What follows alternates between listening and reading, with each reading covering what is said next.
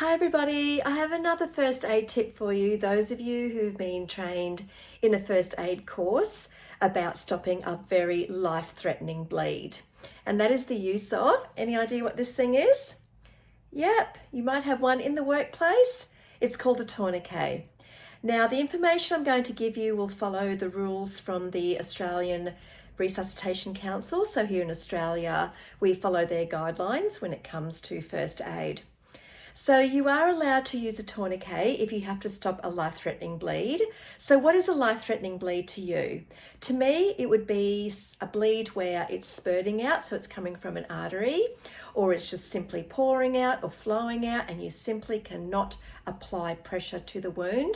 So as a last resort, we can use a tourniquet to stop the bleeding.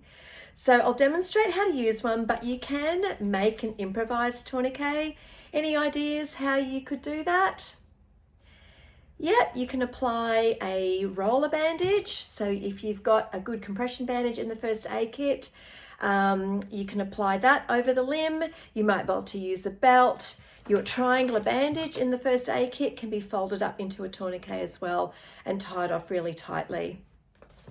So I'm just going to get a little bit of a prop here. When I teach first aid, I like to use a lot of props, so it gives people something a little bit more realistic than trying to imagine that somebody has lost a limb. So I know it looks a bit gross, but just bear with me. It's always good to have something to look at.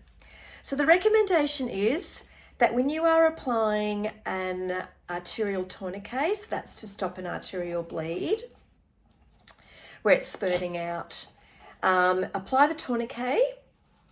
If the manufacturer doesn't provide you with any clear instructions, then we are tied up about 5 centimeters away from the end of the stump, because we call this the stump area here where they've lost their limb, because the artery can retract in about that far when the artery is completely severed.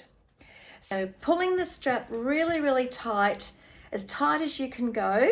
If you've pulled it really tight but you can't go any tighter and the blood is still coming out, then the tourniquets have got this little stick that you twist and you just keep on twisting it. It will be uncomfortable for the casualty if they are awake, but that's where you need to try to calm them down, reassure them that the ambulance have been called.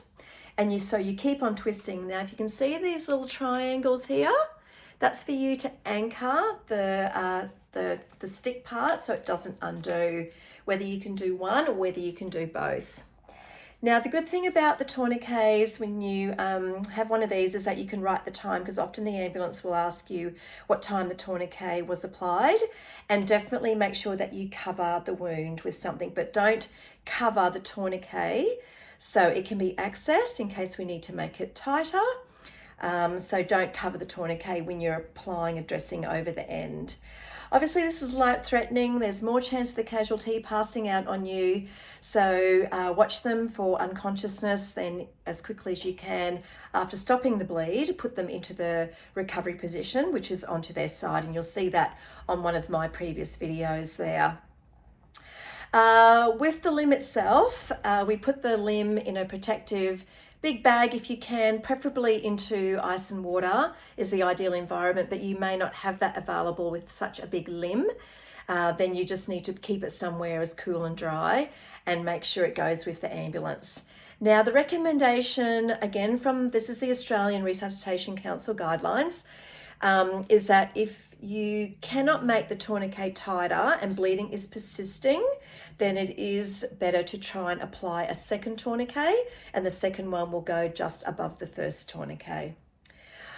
All right, hope that never ever happens and you have to come across something like that, because it just wouldn't be very nice to have to deal with something like that. But if you think about working at home and what accidents can happen at home, you know, your partner's working with a chainsaw, they slip and fall, and it can easily happen. So it's always good to be prepared for any severe emergencies that may occur.